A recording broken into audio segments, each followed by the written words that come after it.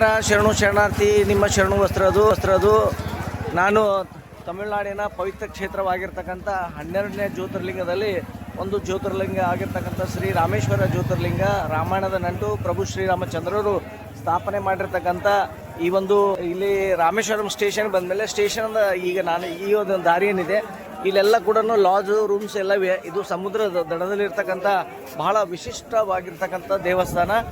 ಇಲ್ಲೆಲ್ಲ ಲಾಜು, ಇಲ್ಲಿ ಲಾಜ್ ಮುಖಾಂತರನೇ ಇಲ್ಲಿ ಬಂದರೆ ಇದು ಸಮುದ್ರ. ಇಲ್ಲೆಲ್ಲ ನೋಡಿ ಸಾಕಷ್ಟು ಜನ ಈ ಒಂದು ಸಮುದ್ರ ಇಲ್ಲಿ ಸ್ನಾನ ಮಾಡ್ತಕ್ಕಂಥ ಈ ಘಾಟ್ ಇದೆ. ಈ ಘಾಟ್ನಲ್ಲಿ 4 ಮಹಾದ್ವಾರಗಳಿವೆ ಘಾಟಕ್ಕೆ. ಸದ್ಗುರು ಸ್ವಾಮೀಜಿ ಸರ್ವಾನಂದಜಿ ಮಹಾರಾಜ್ ಘಾಟು ಮತ್ತು ಶ್ರೀ ಶಾಂತಿ ಪ್ರಕಾಶ್ ಮಹಾರಾಜ್ ಘಾಟು ಮತ್ತು ಸದ್ಗುರು ಹರಿದಾಸ್ ರಾಮ್ಜಿ ಮಹಾರಾಜ್ ಘಾಟ್ ಇದೆ. ಮತ್ತು ಇನ್ನೊಂದು ಶ್ರೀ ಆರ್ಯ ಸದ್ಗುರು ಸ್ವಾಮಿ ತಿನೋರಾಮ್ಜಿ ಮಹಾರಾಜ್ ಘಾಟ್ ಅಂತ ಈ ಥರ 4 ಕಮಾನುಗಳು ಇರ್ತಕ್ಕಂಥ 4 ಘಾಟ್ಗಳಿವೆ.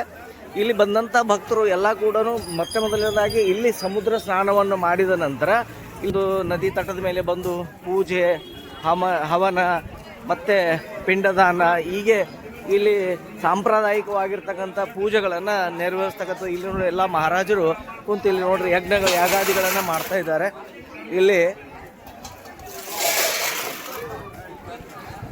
ಇಲ್ಲಿ ಜನ ಸ್ನಾನವನ್ನು ಮಾಡಿಕೊಂಡು ತಮ್ಮ ಪೂರ್ವಜರ ಮತ್ತು ಅವರ ಒಂದು ಪಿಂಡದಾನ ಮತ್ತು ಇಲ್ಲಿ ಸಾಕಷ್ಟು ಪೂಜೆಗಳ ಇಲ್ಲಿ ಒಂದು ಪಟ್ಟಿನೇ ಇದೆ. ಆ ರೀತಿಯ ದಕ್ಷಿಣೆಯನ್ನು ತಗೊಂಡು ಇಲ್ಲಿ ಪೂಜೆ ಮಾಡಿಸೋದು. ಇಲ್ಲಿ ಬಂದಂಥ ಭಕ್ತರು ಇಲ್ಲಿ ಬಂದು ಒಂದು ಮನಸ್ಸಿನ ಶಾಂತಿಗೋಸ್ಕರ ಇಲ್ಲಿ ಪೂಜೆ ಮಾಡಿಸೋದು ವಿಶೇಷ. ಇಲ್ಲಿ ನೋಡ್ರಿ ಎಲ್ಲ ಪಂಡಿತರು, ಇಲ್ಲಿ ನೋಡ್ರಿ ಎಲ್ಲ ಕುಟುಂಬದ ಎಲ್ಲ ಜನರು ಇಲ್ಲಿ ಸ್ನಾನವನ್ನು ಮಾಡಿದ ಮೇಲೆ ಇಲ್ಲಿ ಪೂಜೆ ಪುನಸ್ಕಾರವನ್ನು ಸಲ್ಲಿಸ್ತಕ್ಕಂಥದ್ದು ನೋಡ್ತಾ ಇದ್ದೀವಿ. ಇಲ್ಲಿ ಇರ್ತಕ್ಕಂಥ ಪಂಡಿತರು ಯಾವ್ಯಾವ ಪೂಜೆಗಳನ್ನು ಮಾಡ್ತಾರೆ, ಅದಕ್ಕೆ ದಕ್ಷಿಣವನ್ನು ತಗೋತಕ್ಕಂಥದ್ದು, ಎಷ್ಟೆಷ್ಟು ದಕ್ಷಿಣವನ್ನು ಕೊಡ್ತಕ್ಕಂಥದ್ದು ಇಲ್ಲೊಂದು ಪಟ್ಟಿ ಹಾಕಿದ್ದಾರೆ ನೋಡ್ರಿ. ತಾರಪನಂ ಅಂತ 100 ರೂಪಾಯಿ, ಪಿಂಡ ಪೂಜಾ, ಗೋದಾನ, ವರ್ಷತಿಥಿ, ಅಸ್ಥಿ ಪೂಜಾ, ಸರ್ಪಶಾಂತಿ, ಆಯುಷ ಹೋಮ, ತಿಲಾ ಹೋಮ, ಈ ರೀತಿ ಸರ್ಪ ಪ್ರತಿಷ್ಠಾನ, ಈ ರೀತಿ ಇದೊಂದು ಏನಾದ್ರೆ 100 ರೂಪಾಯಿ ಹಿಡ್ಕೊಂಡು ಸುಮಾರು 1500 ರೂಪಾಯಿ ತನಕ ದಕ್ಷಿಣವನ್ನು ಇರ್ತಕ್ಕಂಥ ಇಲ್ಲಿ ಅಂಥ ಪೂಜೆಗಳನ್ನು ಬಂದಂಥ ಭಕ್ತರು ಇಲ್ಲಿ ಒಂದು ಸಮುದ್ರ ಸ್ನಾನವನ್ನು ಮಾಡಿದ್ಮೇಲೆ ಇಲ್ಲಿ ಪಂಡಿತರ ಹತ್ರ ತಮ್ಮ ಭಕ್ತಿಗೆ ಅನುಸಾರವಾಗಿ ದಕ್ಷಿಣೆಯನ್ನು ಕೊಟ್ಟು ಇಲ್ಲಿ ಪೂಜೆಯನ್ನು ಸಲ್ಲಿಸೋದು. ಗೋದಾನ ಮಾಡೋ ಸಲುವಾಗಿ ಇಲ್ಲಿ ಇಲ್ಲಿ ಕೂಡ ಗೋವಿಗೆ ಇಲ್ಲಿ ಪೂಜೆಯನ್ನು ಮಾಡಿ ಅದು ಆ ಪೂಜೆ ಕೂಡ ಆ ಹವನ ಕೂಡ ಭಾಳ ಚೆನ್ನಾಗಿದೆ. ಇಲ್ಲೆಲ್ಲ ನೋಡೋದು ಎಷ್ಟು ವಿಶಾಲವಾಗಿರ್ತಕ್ಕಂಥ ಸಮುದ್ರ. ಈ ದಡದಲ್ಲಿ ನೋಡಿ ಎಷ್ಟು ಒಳಗಡೆ ಹೋಗಿದ್ದಾರೆ. ಅಲ್ಲಿ ಹಡಗುಗಳು ಕಾಣ್ತವೆ. ಅಲ್ಲಿ ನೋಡಿ ಎಲ್ಲ ಹಡಗುಗಳು ಈ ಒಂದು ಸಮುದ್ರದಲ್ಲಿ ಇಲ್ಲಿ ನೋಡೋದು ಸರ್ವೇ ಸಾಮಾನ್ಯ.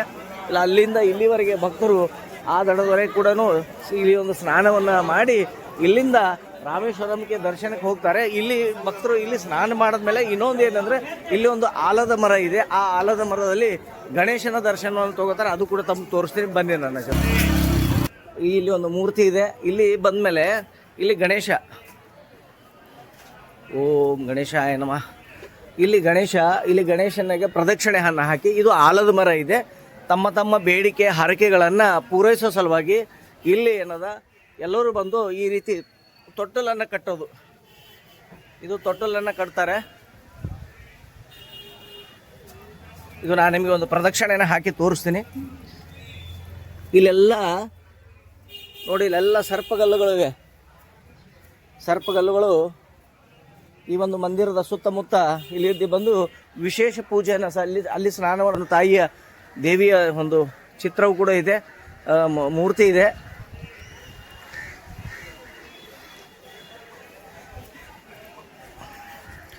ಈ ರೀತಿ ಒಂದು ಸುತ್ತು ಹರಿದ ನೋಡಿ ಎಲ್ಲ ಕಡೆ ಎಷ್ಟು ತೊಟ್ಟಿಲುಗಳನ್ನು ಭಕ್ತರು ಇಲ್ಲಿ ತಮ್ಮ ಇಷ್ಟಾರ್ಥಗಳನ್ನು ಪೂರೈಸೋ ಸಲುವಾಗಿ ಇಲ್ಲಿ ಕಟ್ಟಿರ್ತಕ್ಕಂಥದ್ದು. ಇದು ಮಂದಿರ ದೇವಸ್ಥಾನಕ್ಕೆ ಹೋಗ್ತಕ್ಕಂಥ ದಾರಿ. ಈ ಒಂದು ಮಾರ್ಗದ ಮುಖಾಂತರನೇ ಭಕ್ತರು ಇಲ್ಲಿ ಈ ಒಂದು ಮಂದಿರದ ಒಳಗಡೆ ಹೋಗ್ತಕ್ಕಂಥ ದಾರಿ ಇಲ್ಲಿಂದ ಸ್ವಲ್ಪ ಸಮೀಪದಲ್ಲೇ ಇದೆ, ಬಹಳ ದೂರ ಇಲ್ಲ ಸಮುದ್ರದಿಂದ. ಇದು ಸಮುದ್ರದ ದಂಡೆಗೆ ಇರ್ತಕ್ಕಂಥದ್ದು ವಿಶೇಷವಾಗಿರ್ತಕ್ಕಂಥ ಜ್ಯೋತಿರ್ಲಿಂಗ. ಇದೇ ರಾಮೇಶ್ವರ ದೇವಸ್ಥಾನ.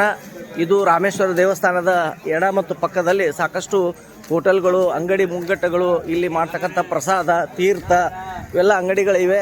ಇದರ ಮುಖಾಂತರ ನಾವು ಹೀಗೆ ಹೋಗಿ ಅಲ್ಲಿ ಕ್ಯೂ ಮುಖಾಂತರ ನಾವು ದರ್ಶನಕ್ಕೆ ಹೋಗಬೇಕು. ತಮಗೆ ನಾನು ಅಲ್ಲಿ ಒಳಗಡೆ ಹೋದ ಮೇಲೆ ರಾಮಲಿಂಗೇಶ್ವರ ದರ್ಶನವನ್ನು ಮಾಡ್ತೇನೆ. ಇಲ್ಲಿ ಏನು ಇನ್ನೊಂದು ಅಂದರೆ ಒಳಗಡೆ ಮೊಬೈಲ್ ಟೋಟಲಿ ಇಲ್ಲಿ ತಮಿಳುನಾಡಲ್ಲಿ ಭಾಳಷ್ಟು ದೇವಸ್ಥಾನಗಳಲ್ಲಿ ಒಳಗಡೆ ವಿಡಿಯೋಗ್ರಾಫಿ ಟೋಟಲಿ ಪ್ರಾಹಿಬಿಟೆಡ್, ಅಂದರೆ ಟೋಟಲಿ ನಿಷೇಧಿಸಲಾಗಿದೆ. ಅದಕ್ಕೆ ನಾವು ಏನೇ ವಿಡಿಯೋ ಮಾಡಿದ್ರು ಕೂಡ ಏನೇ ಒಂದು ಮಾಹಿತಿಯನ್ನು ಕೊಟ್ಟರೆ ಅದು ಮಂದಿರದ ಹೊರಾಂಗಣದಲ್ಲಿರ್ತಕ್ಕಂಥ ಅದನ್ನೇ ನಾವು ನಿಮಗೆ ಮಾಹಿತಿ ಕೊಡ್ತಾ ಇದ್ದೀನಿ. ಇಲ್ಲಿ ನೋಡಿ ಸಾಕಷ್ಟು ಇಲ್ಲಿ ಅಂಗಡಿಗಳಲ್ಲಿ ಇಲ್ಲಿ ರುದ್ರಾಕ್ಷಿ, ಸಮುದ್ರದಲ್ಲಿ ಸಿಗ್ತಕ್ಕಂಥ ಎಲ್ಲ ಏನು ಶಂಖ, ಸಿಪ್ಪೆ, ಮುತ್ತು, ರತ್ನ ಏನಿರುತ್ತೆ ಅದರಿಂದ ಇದು ಎಲ್ಲ ಝುಮ್ಮರು ಮತ್ತು ಇದು ಹೋಮ್ ಡೆಕೋರೇಷನ್ ಕರ್ಟನ್ ಅಂತಲ್ಲ ಆ ರೀತಿ ಶಂಖದಿಂದ ಮಾಡಿರ್ತಕ್ಕಂಥ ಕರ್ಟನ್ನು ನೋಡಿ ಎಷ್ಟು ಸುಂದರವಾಗಿದೆ. ಮತ್ತು ಬಹಳ ಕಾಸ್ಟ್ಲಿ ಕೂಡ ಇಲ್ಲ, ಅಷ್ಟೇ ಮಿನಿಮಮ್ ರೇಟ್ನಲ್ಲೇ ಇವೆ. ಎಷ್ಟು ಶಂಖಗಳಿವೆ. ಈಗ ಶಂಖಗಳು ಇಲ್ಲಿ ನಿಮಗೆ ಪ್ರತಿಯೊಂದು ಅಂಗಡಿಯಲ್ಲಿ ಈ ರೀತಿ ಶಂಖಗಳು ಸಿಗೋದು ವಿಶೇಷ. ಇಲ್ಲಿ ನಿಮಗೆ ಊದುವ ಶಂಖ, ಪೂಜೆ ಮಾಡ್ತಕ್ಕಂಥ ಶಂಖ, ಕಲ್ಲಿನ ಲಿಂಗ, ಸ್ಫಟಿಕ ಲಿಂಗ, ಸಾಕಷ್ಟು ಪೂಜಾ ಸಾಮಗ್ರಿಗಳು ಸಾಂಸ್ಕೃತಿಕವಾಗಿ, ಧಾರ್ಮಿಕವಾಗಿ, ಮಾರ್ಮಿಕವಾಗಿ ಪೂಜೆಯನ್ನು ಮಾಡಿಸ್ತಕ್ಕಂಥ ಎಲ್ಲ ವಸ್ತುಗಳು, ಅಂಥ ಒಂದು ಪೂಜಾ ಸಾಮಗ್ರಿಗಳು ಇಲ್ಲಿ ರಾಮೇಶ್ವರಂದಲ್ಲಿ ಸಿಗುತ್ತವೆ. ಸಮುದ್ರ ಸ್ನಾನದ ನಂತರ ಎಲ್ಲ ಭಕ್ತರು ಈ ಒಂದು ಮಾರ್ಗವಾಗಿ ಪಶ್ಚಿಮ ದ್ವಾರದಿಂದ ನಾವು ಪೂರ್ವ ದ್ವಾರಕ್ಕೆ, ಅಲ್ಲಿ ಅದು ರಾಮಲಿಂಗೇಶ್ವರ ದೇವಸ್ಥಾನದ ಗರ್ಭಗುಡಿ, ಆ ಒಂದು ಅದು ಮೇನ್ ಮಹಾದ್ವಾರ. ಇಲ್ಲಿ ಭಕ್ತರು ಹೋಗತಕ್ಕಂಥ ಸಂದರ್ಭದಲ್ಲಿ ಇಲ್ಲಿ ಇದರ ಒಳಗಡೆ ಹೋದ ಮೇಲೆ 22 ಕುಂಡಗಳಿವೆ.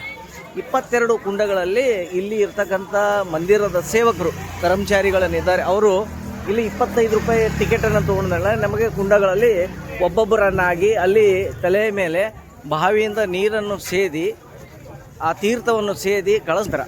ನಮ್ಮ ತಲೆ ಮೇಲೆ, ಭಕ್ತರ ಮೇಲೆ ಹಾಕ್ತಕ್ಕಂಥದ್ದು ವಿಶೇಷ. ಈ 22 ಕುಂಡಗಳು ಸಾಕಷ್ಟು ಆ ಕುಂಡಗಳು ಗಂಗಾ ತೀರ್ಥ, ಯಮುನಾ ತೀರ್ಥ, ಸರಸ್ವತಿ ತೀರ್ಥ, ಲಕ್ಷ್ಮೀ ತೀರ್ಥ, ಹೀಗೆ ಸುಮಾರು 22 ತೀರ್ಥಗಳಿವೆ. ಆ 22 ಕುಂಡಗಳದ್ದು ಇನ್ನೊಂದು ವಿಶೇಷ ಅಂತಂದರೆ, ಇದು ಪ್ರಭು ಶ್ರೀರಾಮಚಂದ್ರರು ಯಾವಾಗ ಲಂಕೆಯಿಂದ ಇಲ್ಲಿಗೆ ಬಂದ ಮೇಲೆ ತಮ್ಮ ಬಾಣದಿಂದ ಇಲ್ಲಿ 22 ಕುಂಡಗಳನ್ನು ಮಾಡಿದರು ಅಂತಕ್ಕಂಥ ಅವರ ಒಂದು ಬಾಣದ ಪ್ರಭಾವದಿಂದನೇ ಈ ಕುಂಡಗಳು, ಈ ಒಂದು ಕುಂಡಗಳು ಆಗಿವೆ ಅಂತಕ್ಕಂಥದ್ದು ಒಂದು ಪೌರಾಣಿಕವಾಗಿರ್ತಕ್ಕಂಥ ಕಥೆ ಇದೆ.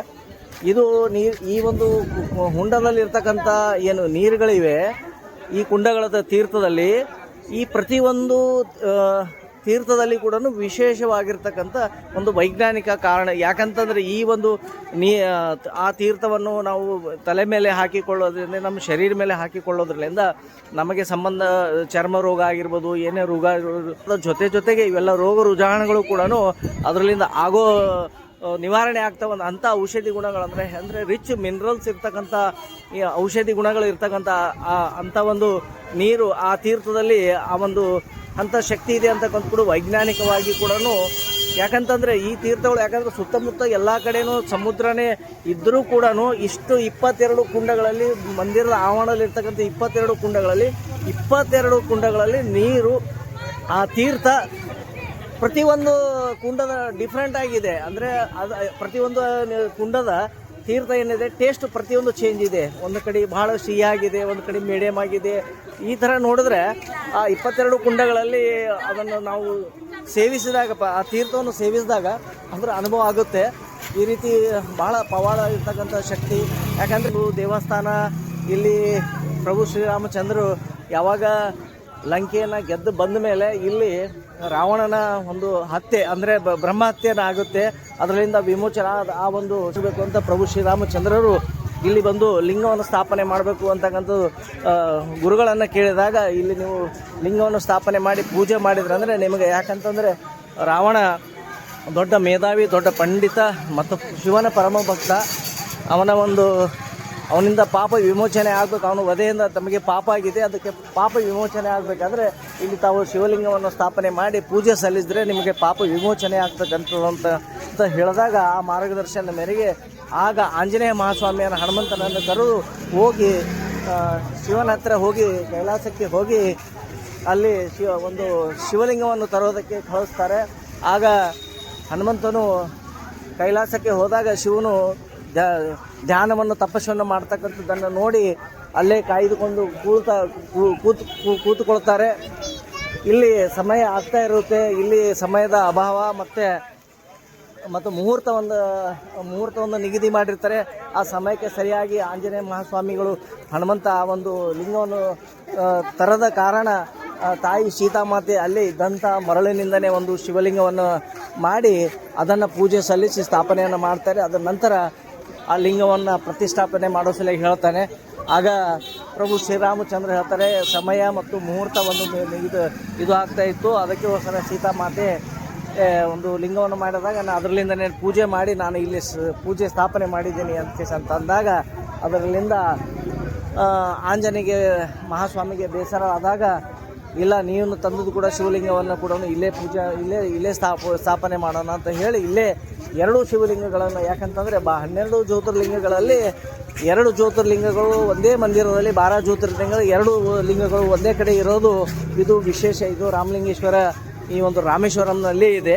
ಯಾಕಂತಂದರೆ ಆ ಆಂಜನೇಯ ತಂದಿರತಕ್ಕಂಥ ಶಿವಲಿಂಗವನ್ನು ಅದು ಕೂಡ ಇಲ್ಲೇ ಸ್ಥಾಪನೆ ಮಾಡಿ ಪ್ರಭು ಶ್ರೀರಾಮಚಂದ್ರರು ಇಲ್ಲಿಗೆ ಬಂದಂಥ ಭಕ್ತರು ಮೊದಲು ನಿನ್ನನ್ನು ಪೂಜೆ ಮಾಡಿ ನಿನ್ನ ದರ್ಶನವನ್ನು ಪಡೆದ ನಂತರ ನನ್ನ ಹತ್ತಿರ ಬಂದಾಗ ನನ್ನ ಪೂಜೆನೂ ಆಗಬೇಕು ಅಂತಕ್ಕಂಥ ಒಂದು ಇದನ್ನು ಹೇಳಿದಾಗ ಇಲ್ಲಿ ಅದಕ್ಕೆ ನೀನು ತಂದಿರತಕ್ಕಂಥ ಶಿವಲಿಂಗಕ್ಕೆ ಅದು ವಿಶ್ವಲಿಂಗಂ ಅಂತಕ್ಕಂಥ ನಾಮಕರಣವನ್ನು ಮಾಡಿ ಆ ಲಿಂಗವನ್ನು ಇಲ್ಲೇ ಸ್ಥಾಪನೆ ಮಾಡಿ ಅದು ಇಷ್ಟು ಈ ಒಂದು ಪೂರ್ವ ದಿಕ್ಕಿಗೆ ಇರ್ತಕ್ಕಂಥ ಈ ಒಂದು ಮಹಾದ್ವಾರದಲ್ಲಿ ಬಂದಾಗ ಅದು ಫಸ್ಟಿಗೆ ಬರೋದೇ ಆ ಲಿಂಗದ ದರ್ಶನ ನಂತರ ಮತ್ತು ಈ ಲಿಂಗದ ದರ್ಶನ ಮಾಡಿಕೊಂಡು ಭಕ್ತರೆಲ್ಲ ದರ್ಶನ ಮಾಡಿಕೊಂಡು ಹೋಗೋದು ವಿಶೇಷ. ಈ ರೀತಿ ಈ ಒಂದು ರಾಮಲಿಂಗೇಶ್ವರ ದೇವಸ್ಥಾನ, ಇಲ್ಲಿ ರಾಮಲಿಂಗ ಯಾಕೆ ಸ್ಥಾಪನೆ, ಪ್ರಭು ಶ್ರೀರಾಮಚಂದ್ರರು ಶಿವಲಿಂಗವನ್ನು ಸ್ಥಾಪನೆ ಮಾಡಿದ್ದಕ್ಕೆ ಇದಕ್ಕೂ ರಾಮಲಿಂಗೇಶ್ವರ ಅಂತಕ್ಕಂಥ ಹೆಸರನ್ನು ಬಂತು. ಅದರಲ್ಲಿಂದನೇ ಈ ಒಂದು ಪುಣ್ಯಕ್ಷೇತ್ರಕ್ಕೆ ರಾಮಲಿಂಗೇಶ್ವರಂ ಅಂತ ಕರೀತಾರೆ. ಈ ರೀತಿ ಹಲವು ವಿಶೇಷಗಳಿಂದ ಪೌರಾಣಿಕ ಮತ್ತು ವೈಜ್ಞಾನಿಕವಾಗಿ ಹಲವು ವಿಸ್ಮಯಗಳಿಂದ ಕೂಡಿರ್ತಕ್ಕಂಥ ಈ ಒಂದು ರಾಮೇಶ್ವರ ತಪ್ಪದೆ ನಾವು ಕೂಡ ದರ್ಶನವನ್ನು ನಾವು ನಿನ್ನೆ 22 ಕುಂಡಗಳಲ್ಲಿ ಸ್ನಾನ ಮಾಡಿದೆವು, ಸಮುದ್ರ ಸ್ನಾನ ಮಾಡಿದೆವು, ವಿಶ್ವಲಿಂಗಮ್ಮ ರಾಮಲಿಂಗಮ್ಮ ಎರಡೂ ದರ್ಶನವನ್ನು ಮಾಡಿ ಆ ಭಗವಂತನಲ್ಲಿ ತಮಗೆ ಎಲ್ಲರಿಗೂ ಕೂಡ ಆರೋಗ್ಯ ಒಂದು ಕಲ್ಪಿಸಲಿ ಅಂತಕ್ಕಂಥ ಒಂದು ಬೇಡಿಕೊಂಡಿದ್ದೇವೆ. ಅದಕ್ಕೆ ತಾವು ಕೂಡ ಈ ಒಂದು ರಾಮೇಶ್ವರಂ ಬಂದರೆ ಇಲ್ಲಿ ಬಂದು ಪ್ರಭು ಶ್ರೀರಾಮಚಂದ್ರ ಸ್ಥಾಪಿತ ಮಾಡಿರ್ತಕ್ಕಂಥ ಈ ಒಂದು ರಾಮಲಿಂಗೇಶ್ವರನ ದರ್ಶನವನ್ನು ಪಡೆದು ಆಂಜನೇಯನ ಆಶೀರ್ವಾದವನ್ನು ಪಡಿಬೇಕಂತ ಇದೊಂದು ಮಾಹಿತಿಯನ್ನು ನೀಡಿದ್ದೇನೆ. ಧನ್ಯವಾದಗಳು.